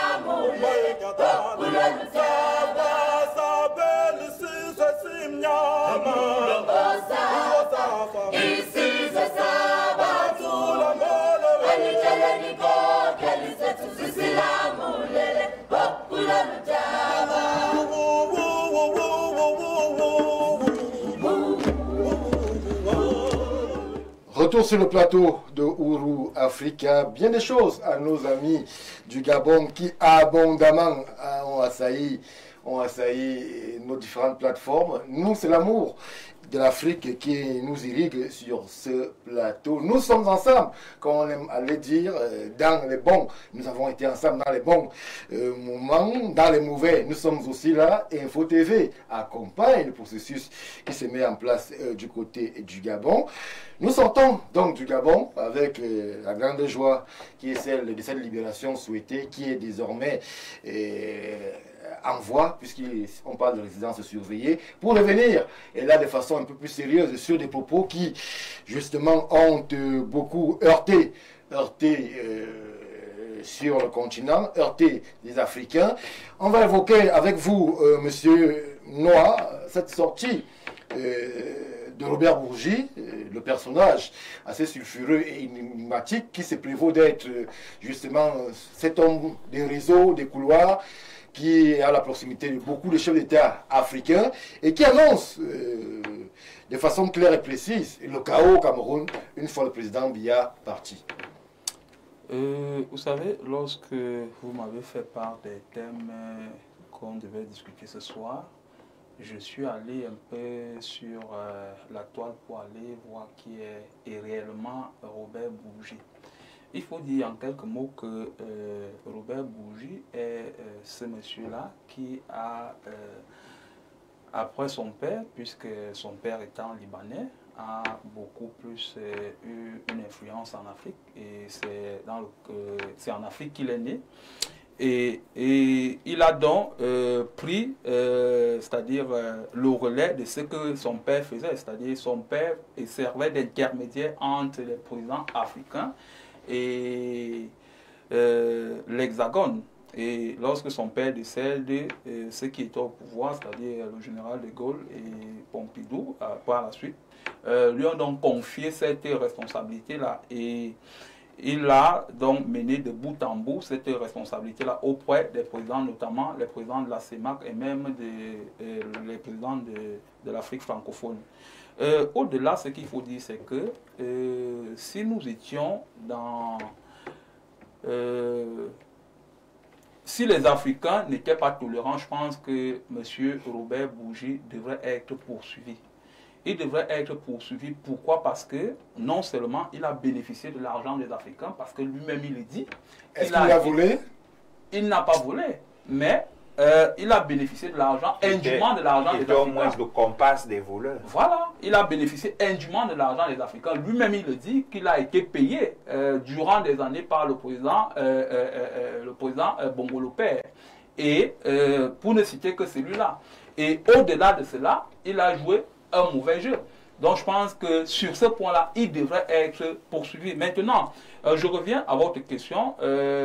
Robert Bourgi prédit le chaos au Cameroun. Il faut déjà dire à ceux qui nous regardent ce qui est en train de se passer. Vous savez que le chef de l'État s'est distancé il y a de cela quelques années de la France, parce que vous vous rappelez de sa déclaration où il disait que le Cameroun est la chasse gardée des personnes. Oui. Et la France-Afrique a également pris un coup, parce que vous savez qu'aujourd'hui, certains des États, notamment de la CEMAC et même de l'Afrique francophone, se sont retournés un temps soit peu vers la Russie pour que ce soit leur protection ou alors certains accords sur le plan militaire. Et sur ce point-là, donc, la France-Afrique a pris un coup. Donc, il faut chercher les éléments pour redonner de la vigueur à la France-Afrique. Et je vais vous faire un petit crochet pour dire que, en fait, nous avons eu des leaders africains qui ont été mis en mal, certains même ont été assassinés. Il vous souvient, le cas Kadhafi. Vous savez que le président Kadhafi n'a pas été assassiné par les Africains, mais a été assassiné par les Occidentaux. Ça aussi, il faut le dire. Et le président Kadhafi a été assassiné. Pourquoi? Vous savez que c'est le président Kadhafi qui a financé le premier satellite africain. Vous savez, c'était dans le cadre du RASCOM. Et il était dit même qu'une monnaie africaine devrait être créée, c'est-à-dire le siège de la banque africaine, c'est-à-dire dans ce contexte-là. Restons sur le cas Bourgi. Oui, je reviens. Vous allez voir pourquoi je fais ce parallèle-là. Et ce président-là a été assassiné et vous savez le sort qui était prédit au Cameroun, parce que il avait été dit qu'après le plan libyen, c'était le plan camerounais qui devait être mis en pratique. Mais malheureusement, le plan n'a pas été mis en pratique. Donc, les uns et les autres se sont vus un peu, c'est-à-dire le Cameroun a un peu pris le poids, mais la France a perdu le poids. Permettez-moi l'expression. Donc, il faut chercher des mécanismes, il faut chercher des voies et moyens pour permettre à ce que la France ait la main mise sur le Cameroun. C'est la raison pour laquelle les uns et les autres peuvent dire... Est-ce que vous soupçonneriez le Quai d'Orsay ou alors une autre entité française de mettre les mots dans la bouche de Robert Bourgi? Bien évidemment. Non, bien évidemment. Nulle part l'État français ne reconnaît justement. Vous avez parlé de soupçon. Comme M. Bourgi parle à son nom. Vous avez parlé de soupçon. Et moi, je suis de ceux qui pensent que l'État français peut utiliser des personnes comme celle-là pour essayer de créer la psychose au sein des Africains et au sein des Camerounais, pour permettre à ce que les Camerounais ne veulent pas arriver au pouvoir. C'est la raison pour laquelle je dis le Cameroun est un État souverain. C'est vrai que le Cameroun a eu des accords avec la France par le passé et ces accords-là n'ont pas été renouvelés par le Cameroun. Et nous sommes dans une dynamique où les Camerounais doivent décider de leur sort. Les Camerounais doivent décider de ce qui adviendrait après l'actuel président. Donc, ce n'est pas Robert Bourgi de venir dire au Cameroun que non, il y aura un chaos après le règne du président Biya. Ce n'est pas Robert Bourgi de venir dire c'est lui qui peut arriver au pouvoir et qui peut empêcher que ce chaos-là arrive. C'est aux Camerounais de prendre leur destin en main, de décider de qui ils veulent élire après le président Biya. Merci. Alors, Jean de Dieu Evuna, si ça avait été un buveur de Matangou, chez moi ou Macon, qui s'était exprimé, on aurait dit, mais il s'agit quand même d'un homme assez introduit, qui est dans ces réseaux depuis près de 30 ans, qui a été à l'école de Jacques Foucault, qui est quasiment le parrain de l'ancienne génération des chefs d'État africains. Robert Bourgi qui s'exprime aujourd'hui, c'est pas la première fois. Et on note quand même que ça fait... Ces sorties sur le Cameroun sont assez récurrentes désormais. Il fait des comparaisons avec la Côte d'Ivoire du président Houphouët-Boigny, qui a sombré dans le chaos après le départ du patriarche Houphouët. Aujourd'hui, est-ce que, à travers les paroles de Robert Bourgi, on peut déceler un signal d'alerte? Voyez-vous, lorsque j'ai écouté ce monsieur, le constat est fait qu'à chaque fois qu'il parle, il n'y a pas de communiqué d'un quelconque État africain qui nie les faits. Alors je trouve que monsieur Noir, nous devrions qu'on cesse de faire ce procès-là et qu'on se rende à l'évidence que lorsque quelqu'un parle, pourquoi les États ne font pas des sorties pour dire que ce qu'il dit... Il a des détails, il vous dit tel jour... Il va jusqu'à parler du fétichisme, accusant notre chef d'État de fétichisme et de je ne sais pas quoi avec le président du Zaïre. C'est assez grave. Mais pourquoi il n'y a pas de sortie? Il faut qu'on arrête cette victimisation. Il faut qu'on assume notre histoire. C'est notre histoire qui est notre miroir. Non, c'est la Quelle histoire me permet. Attention, C'est la raison pour laquelle j'ai dit. Quelle s'il vous histoire? plaît, attention, attention, Oui. attention, Oui. attention. Nous parlons quand même là du chef d'État. Oui. Nous parlons du chef d'État africain. Il a évoqué des pratiques, entre guillemets, le président Mobutu, le président camerounais. Ce ne sont que jusqu'ici, il n'y a pas de preuves. Ce sont des affirmations d'un individu. Que je Que, suis. oui, Et je c'est suis- bien de le préciser. Oui, parce et que il faut notre faire attention. histoire, notre histoire. Et quand je parle de notre histoire, voici la sortie du chef de l'État sur les réseaux sociaux vendredi.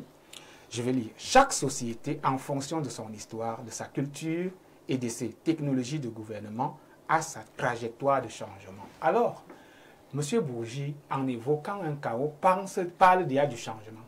Ce changement dont le chef de l'État fait allusion à sa sortie. Il n'est donc pas un tabou de parler de changement et d'évoquer les conséquences ou ce changement-là, quelles seront les conséquences que ce changement peut avoir. C'est à Bourgi de le dire? C'est à tout citoyen du monde d'en parler. C'est à tout citoyen du monde d'en parler. Et si celui-là que ces chefs d'État n'ont jamais renié à parler, nous devons assumer donc ce côté obscur qu'est notre histoire avec la France-Afrique. Nous devons l'assumer parce qu'eux-mêmes ne nient pas ce côté obscur. Alors, lorsqu'il a parlé, il a fait allusion à des règnes quarantenaires, c'est-à-dire la Côte d'Ivoire, l'Osaïe, je dirais même la Libye. Et quand nous regardons ces règnes quarantenaires, pour moi, ça ne me gêne pas, mais c'est que les conséquences, c'est de ça qu'il est question. Et dans notre pays, comme nous parlons du Cameroun, et même sur ce plateau, nous avons eu à épiloguer sur une thématique qui parle. Et s'il était Moïse? Je voudrais donc faire mon analyse en parallèle avec le règne quarantenaire de Moïse. Moïse le vrai dans la Bible. Voyez-vous, Moïse a aussi régné pendant 41 ans, 40 ans, et en conduisant un peuple qui était assez rebelle, un peuple où il y avait des opposants. Et je me suis rendu compte, au lieu d'écouter seulement M. Bourgi, j'ai relu ma Bible et je me suis rendu compte que Moïse, sentant la fin de son règne, a opéré quelque chose pour qu'il n'y ait pas de chaos. C'est pour cela que le peuple d'Israël est entré dans la terre promise avec une vision nette de celle que Dieu avait donnée. Moïse a pris... Ce qui s'est passé, c'est que d'abord Moïse a effacé ses opposants durant le règne. De deux, personne de sa génération qui est sortie de l'Égypte n'est entré dans la terre promise.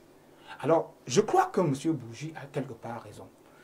De ce que... Vous donnez raison à... Je dis... un acteur de la France-Afrique. Les exemples qu'il a pris. Et alors, pour éviter... Moi, je peux ici pour faire le parallèle. Pour éviter ce chaos, puisque nous l'avons vu en Côte d'Ivoire, nous l'avons vu aux Zaïre, jusqu'à aujourd'hui, ces pays ne connaissent pas une paix absolue. Nous avons vu en Libye. Il est donc question aujourd'hui d'anticiper. Parce que ce qu'il dit, ces exemples, ce n'est pas faux. D'anticiper. Lorsque je regarde dans le règne quarantenaire de Moïse, il a veillé à ce que tous ceux qui étaient sortis de l'Égypte, qui étaient des rebelles, avec qui il a régné, n'entrent pas dans la nouvelle terre. C'est vrai que je ne vois pas beaucoup le lien avec la situation que M. Bourgi décrit au Cameroun. Non, et le lien est avec le règne quarantenaire. Le lien n'est pas avec M. Bourgi. Le lien est avec le règne quarantenaire. C'est de ça qu'il est question. Les longs règnes, les conséquences après. Mais moi, je dis donc qu'il y a moyen pour nous au Cameroun d'éviter ce qui s'est passé aux Zaïre. Il faut, en faisant quoi? Il faut effacer politiquement, de manière systématique, tout ce qui ont été aux manettes. Alors, qu'est-ce que vous dites effacer? Politiquement, ça veut dire que pour qu'il n'y ait pas le chaos, puisqu'il y a eu ce chaos aux Zaïre, il y a eu ce chaos Qu'est-ce que vous mettez dans effacer? Je voudrais qu'on se comprenne. J'ai dit nous sommes dans une période très sensible, monsieur. J'ai dit effacer politique. Je ne dis pas effacer. J'ai dit politiquement effacer. C'est-à-dire quoi? C'est-à-dire que les créatures qui ont été créées doivent être mises de côté comme Moïse l'a fait pour permettre à ce qu'il y ait émergence. Parce que c'est ces mêmes créatures qui ont bloqué l'émergence de Moïse, afin qu'ils l'ont empêché de permettre à ce qu'il entre dans la terre promise avec le peuple. Il est donc question, et je vais vous dire une chose, Dathan, pour prendre l'exemple de Moïse, qui étaient des opposants de Moïse, Dathan et Abiram, il a demandé que la terre les avale, Donc je dis, l'établissement, que ce soit de l'opposition, que ce soit ceux qui se réclament des créatures, pour que nous puissions éviter ce chaos, puisque nous l'avons vu ailleurs, il est question que le Créateur efface politiquement ces créatures pour nous préserver, pour nous protéger de ce chaos qu'on a vécu ailleurs. C'est ça la méthode anticipatrice qui pourrait nous protéger ou empêcher ce chaos dont fait allusion M. Bourgi. Merci. Pour vous, il est question de nous protéger du chaos annoncé par Robert Bourgi en éliminant ou en effaçant. C'est vrai que l'expression me rebute particulièrement les adversaires politiques. Timothée Somba, Robert Bourgi parle. Sa voix résonne à travers le continent. Il a des exemples. Il vous dit, en 88, j'étais là, j'étais avec tel, j'étais avec tel. Mais ce monsieur, à un moment, on se demande, qu'est-ce qu'il veut finalement au continent? Est-ce qu'aujourd'hui, n'est-ce pas un has-been, quelqu'un qui est dépassé par le monde, qui essaye juste de se faire voir, comme on dit au quartier, et qui essaye de créer la psychose, alors que les États africains sont résolument tournés vers l'émergence et vers la prospérité? Stéphane, permettez-moi d'entrer du jeu, de présenter mes excuses à tous nos téléspectateurs. Attention au mot que vous utilisez. Nous sommes en télévision, Timothée Somba. Du fait de me prêter au jeu de dépenser de mon énergie pour parler d'un bonimenteur. Robert Bourgi ne vaut rien. Je commence d'abord par dire que Robert Bourgi ne vaut rien. C'est même pour moi une insulte que de lui consacrer toute une thématique d'une émission aussi prestigieuse que Ouro Africa. Il a déjà obtenu ce qu'il voulait. C'est qu'on parle de lui. Robert Bourgi, c'est qui? En France, il est qui? Au Liban, sa terre d'origine, il est qui? Robert Bourgi en ce moment vit où? De quoi? Donc, voilà le typique profil d'un imposteur qui veut donner l'impression que les chaos en Afrique sont des chaos naturels. Alors qu'il a fait partie de l'establishment, de déstabilisation des régimes africains. Donc, c'est quelqu'un qui a passé le temps à vous braquer, qui vient dire qu'il va vous vendre l'alarme. Voilà. Robert Bourgi veut se positionner dans le processus de dévolution du pouvoir au Cameroun. Mais il ne peut rien. Qui est Paul Biya? Donc Robert Bourgi connaît l'Afrique, la France-Afrique, le monde plus que le président Paul Biya. Robert Bourgi connaît le monde plus que Alassane Ouattara. Mais qui est Bourgi? Bourgi, c'est zéro Macabo. Je dis bien zéro Macabo. Donc, qu'il garde ses fantasmes, qu'il garde ses prophéties pour lui. Parce que le Cameroun... Est-ce que, au-delà du Cameroun, puisque dans l'entretien accordé, il s'exprime, il prend l'exemple ivoirien, sa conversation avec le président Laurent Gbagbo, et l'instruction, l'injonction donnée par l'ancien chef d'État français Nicolas Sarkozy dans le bureau, il cite le nom de Claude Guéant, il parle, il dit François, Nicolas m'a demandé d'appeler Laurent, il aurait 30 millions en tant qu'ancien chef d'État, et il a dit, ok, il a refusé, je vais le vitrifier. Ce sont les mots de Robert Bourgi, et on sait que 2 jours après, effectivement, le chef d'État ivoirien, le président Laurent Gbagbo, a été débarqué comme un malpropre. C'est quand même un homme qui est dans les secrets des couloirs des palais africains. Vous semblez soit ne pas me comprendre, soit refuser de me comprendre. Robert Bourgi doit dire la vérité. Et la vérité, c'est quoi? Je refuse même de dire j'ai. Robert Bourgi doit dire qu'il a contribué activement à déstabiliser les régimes africains. Et qu'aujourd'hui, ce système de déstabilisation ne fonctionnant plus, il veut se positionner quelque part. Oui. Lorsque Robert Bourgi joue les prophètes, et qu'on veut lui prêter un quelconque crédit, parce que tel que je suis, je n'aime pas souvent utiliser cette formule, mais je suis un peu obligé aujourd'hui, tel que je suis certains copanélistes présenter Robert Bourgi, on a l'impression d'avoir affaire à un chaman, à quelqu'un dont la parole est vérité, prophétique. Oui. Tout ce qu'il dit est vrai, tout ce qu'il prédit va se passer, c'est souvent passé. Si Robert Bourgi était si fin, si stratège, je pense qu'il serait au moins ministre quelque part, il serait au moins conseiller diplomatique quelque part. Donc voilà un ange déchu qui est maintenant comme un esprit, un mauvais esprit en divagation, et qui vient se permettre de positionner l'Afrique, la nouvelle Afrique, l'Afrique des gens éclairés en pandémonium, où il y aura le chaos, parce qu'il y a un long règne. Non, Mobutu n'est pas tombé parce qu'il a régné longtemps. Mobutu est tombé parce que la France l'a floué avec la Belgique, avec l'aide des bougies. Houphouët-Boigny a laissé un pays exempt à cause des Robert Bougie. Parce que ce sont eux qui étaient les initiateurs des mauvais deals. Et Robert Bougie lui-même l'a dit à France 24. Il créait les deals, il obligeait les chefs d'État africains à être dans les deals et il les roulait dans la farine, comme ils ont roulé Gbagbo. Les accords de Marcoussis et autres, c'était les bougies. Il doit les dire. Donc, on ne doit pas prêter oreille à ce type de mots. Le CNC ne va pas me suspendre pour cela. Robert Bougie, c'est un sulfure. Robert Bougie, c'est un brigand.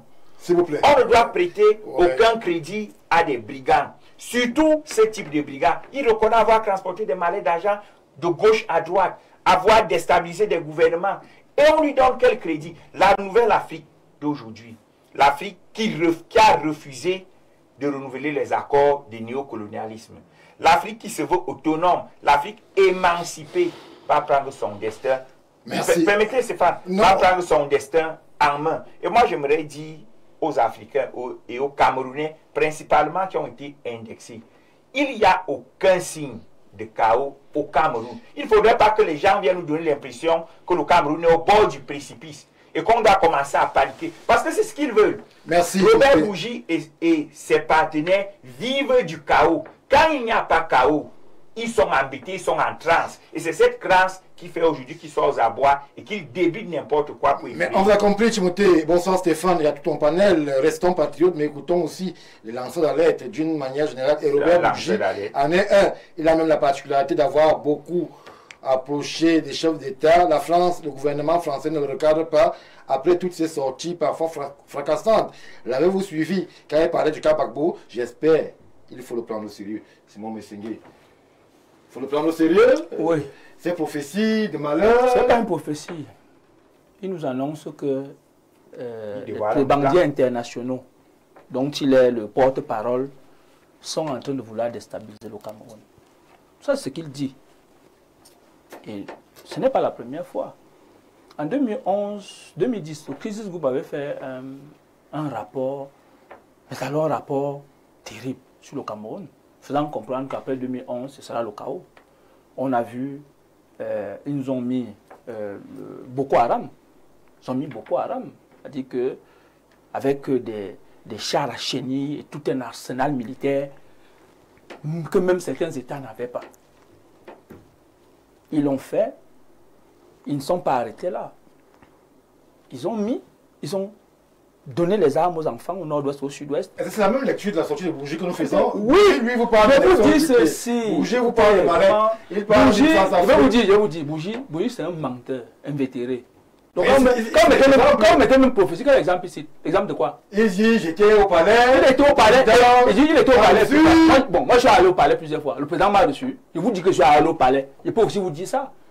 Pourquoi vous voulez donner l'impression? Ne donnez pas cette impression-là. Ils sont en train de dévoiler un complot qu'ils sont en train de mettre en place. Et justement, les autorités camerounaises doivent prendre les mesures strictes vis-à-vis de ces gens. Parce qu'il faut qu'on se le dise. Et ça se fait. Ils ne sont pas seuls. Il y a des complotistes internes. Vous n'avez qu'à voir aujourd'hui. Vous êtes dans la paranoïa là, Simon? Non, ce n'est pas la paranoïa. Non, pas de la paranoïa. Ce n'est pas la paranoïa. Les créatures. Hein? Je suis en train de vous dire ceci. Il y a des complotistes internes qui jouent chaque jour à ce chaos. Ils mettent dans la conscience des Camerounais et de l'international qu'il y aura un chaos. Ils le font. Ils discréditent des institutions. Ils sont dans le mensonge total. Ils le font chaque jour. Il y a des médias qui, à longueur de journée, vous disent que le Cameroun, ça ne va plus, rien ne va. Vous croyez que c'est une chaîne? Bougie appartient à une chaîne qui sont dans une logique claire. Il ne doit pas avoir élection. Il faut un chaos au Cameroun. La raison est simple. C'est le Cameroun qui a démantelé la France-Afrique. C'est le Cameroun qui a démantelé la France-Afrique. Vous croyez que toute cette émancipation qui d'où? président français est venu ici, parler de l'unité, dire que oui, nous avions 50% des parts de marché, aujourd'hui nous n'avons que 9,6%. Vous croyez que, quand vous entendez cela, vous croyez que c'est un jeu? Ils vous disent, ils ont dit en 2022, l'opération Pangolin, il faut dire qu'il faut déjà chercher de nouveaux interlocuteurs. C'est pour ça qu'à la place du sommet France-Afrique, ils ont mis des jeunes à qui ils ont dit on va donner 10 millions, pratiquement 30 milliards de francs CFA pour les nouveaux leaders. Ce n'est pas. Je vous dis qu'il n'est pas là pour vous dire que prophétie. Il vous dit que nous sommes en ordre de bataille pour déstabiliser le Cameroun. Merci. Et donc, nous leur disons que le Cameroun, c'est le Cameroun. Et le Cameroun compte rester maître de son destin. Certaines puissances vont tomber au Cameroun. Donc, il faut que les patriotes se mettent en ordre de bataille. On vous a compris. Non, je chute. Pardon, le temps est... Oui, je peux finir parce que c'est le message qu'il faut passer. Le message qu'il faut passer aujourd'hui, c'est que on a envoyé Bourgi. Ceux-là aujourd'hui qui savent qu'ils doivent contrôler les richesses africaines à partir du Cameroun ont envoyé Bourgi dire que nous allons vous déstabiliser. Mais nous, les Camerounais, nous sommes le continent. Nous avons fini avec cette histoire de France-Afrique et autres. Et ceux-là, en interne, qui prêteront du flanc à ça. Et un chef d'État qui a dit, leur sort n'est pas enviable. Merci. Jean-Moïse Mbok, très rapidement. Oui, rapidement, Jean-Moïse Mbok, vous allez vous exprimer. Est-ce que... Alors, comment comprendre l'attitude des gouvernants africains? C'est vrai que Jean-Dieu Vouna s'est interrogé déjà aussi en filigrane. Et surtout le silence de l'État français. Robert Bourgi parle. Il est invité dans les grands médias. Il est un personnage respecté. Il fait des révélations qui engagent parfois l'honneur et la dignité de l'État français. Mais nulle part il n'est recadré. On a plutôt l'impression, plus on s'approche de l'échéance électorale au Cameroun, plus il monte en gradation dans ses révélations et dans ses annonces prémonitoires. On a l'impression qu'on souffle un feu bougie qui devrait brûler et embraser toute la sous-région, notamment le Cameroun. Non, en fait... pas prémonitoire, subliminal. Il passe des messages, il n'est pas un prophète. Bourgi est un nostalgique de la France-Afrique qui malheureusement est décédé. Et il essaie de réveiller un cadavre. La France-Afrique, c'était quoi? Cet instrument qui avait pour mission d'influencer l'Afrique, de dicter de ce qui devait se passer, dans le seul but de contrôler les richesses, s'il n'y avait pas un autre but. Il fallait spolier, tout prendre, et de manière, comme lui-même il le décrit, vulgaire et barbare. Quand vous l'écoutez, c'est un garçon de course qui parle.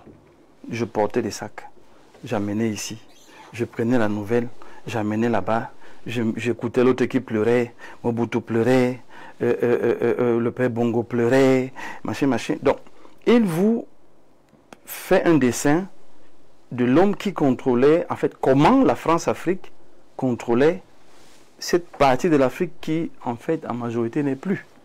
Mais ce n'est que de la nostalgie. Tout ce qu'il raconte comme anecdote, comme histoire qu'il aurait vécue et ainsi de suite. Mais c'est la vie des humains. Non? Il parlait de magie. La magie surprend qui en Afrique. Il parlait des affaires de cuisses. Ça surprend qui en Afrique. Il parlait d'une affaire de trahison. Ça surprend qui en Afrique, qui ne sait pas que tous ces gens-là ont été trahis. Comme Timothée disait, Mobutu a été trahi, Gbagbo a été trahi, Bongo même a été trahi. Mais vous voyez, il présente la mort du père Bongo, par exemple, à Rabat, comme un scandale. Comme si l'Afrique, c'était une poubelle, qui n'avait pas d'hôpitaux, qui n'avait rien du tout, et il fallait absolument que ce soit à Monaco ou en Suisse ou ainsi de suite. C'est un nostalgique d'une histoire qui est morte, qui essaie de se donner de la valeur. Maintenant, en France même, vous avez deux France. La France de Macron, ce n'est plus venir conquérir l'Afrique. La France de Macron, c'est se battre pour être dans le Conseil des Nations. L'autre France des bougies là, les gens qui sont restés des paresseux, des fainéants, des parasites, qui cherchent l'argent facile, des saprophytes, et ils se rendent donc compte que, essayons de toucher un peu la ficelle avec, par exemple, le père Obiang, le père Biya, qui sont restés, le père Sassou, essayons de voir si on peut encore avoir un retour chez eux et attraper quelque chose. Parce qu'ils annoncent le chaos au cas où on enlevait M. Biya. Écoutez très bien. Qu'est-ce qu'il est en train de faire? il fait la danse du ventre. Il essaie de séduire M. Biya. Mais en fait, M. Biya a tourné la page depuis. Il n'est plus dans cette dynamique de mallette pour donner la mallette à qui? Il n'y a plus personne comme interface là-bas. Donc, il faut prendre très au sérieux ce qui se passe. Et je suis bien d'accord avec Simon, c'est que c'est une machine qui essaie de se lever pour passer le message aux opposants, aux gens d'en face, qui estiment qu'au Cameroun, s'ils ne sont pas candidats, ça va être le chaos. Ils sont en train de leur dire que nous on est là, on peut vous soutenir, à condition que quand les choses vont revenir, on vient partager le butin, vous nous positionnez. C'est pour ça qu'il faut prendre ce qu'il dit au sérieux. Et dire aux Africains ici que les gens comme Bougie font bien de nous raconter notre histoire. On comprend très bien que traiter avec eux, c'est de manière très responsable. Ce n'est pas nos amis, mais ils ne sont pas non plus nos ennemis. Pour ne pas fâcher Simon qui aime bien la mondialisation. Ce ne sont pas nos amis, ils ne sont pas nos ennemis. Nous sommes dans un monde où nous tous, on doit chercher les intérêts de l'Afrique. Merci. Je sors donc avec ces prémonitions, ou ces prophéties, ou ces machins, ces histoires, ces fantasmes. La Côte d'Ivoire de Gbagbo, ce n'est pas le Cameroun de M. Biya aujourd'hui. Il y avait un contexte compliqué là-bas. Et ce qui est arrivé, façonné par eux, il faut le préciser, monté par eux, ne pouvait qu'aboutir à ce qu'on a vu. Au Cameroun aujourd'hui, ce n'est pas le cas. Que les Camerounais restent en paix, que les Camerounais restent calmes. On a appelé les uns et les autres à prendre le carte d'électeur, d'aller voter. C'est ça qui est le plus important. Merci. Et s'il vous plaît, 30 secondes. Monsieur Biya lui-même a dit qu'il tient qu'on retienne de lui. Vous savez dire qui c'est qui va passer? Il veut qu'on retienne de lui l'homme qui aura apporté une plateforme qui permettra au Cameroun d'émerger. Personne ne peut apporter une meilleure prophétie que celle-là. Merci. Bonsoir Stéphane Baraka. Je suis peiné en écoutant certains nouveaux panélistes. J'invite M. Timothée Somba à se calmer. Robert Bougie est un homme à prendre au sérieux lorsqu'on l'écoute. Alors que personne ne conteste ses déclarations, on comprend aisément comment nos États sont gouvernés par ces ambassadeurs occidentaux à la tête de nos États. L'argent de nos impôts sert à financer les campagnes des présidents occidentaux. C'était avant. Rodrigue Adalbert Vina. C'était avant, comme le dit le docteur Jean-Moïse Bock.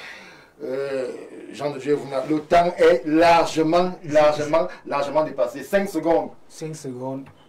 Je ne crois pas que, comme je l'entends ici, que la France-Afrique soit aussi morte qu'on le décrit ici. Ils veulent ressusciter un cadavre. Je pense que c'est mort. Faire très attention. Et je suis d'accord avec Adalbert Vina que nous avons prêté l'affaire de la communication la semaine dernière.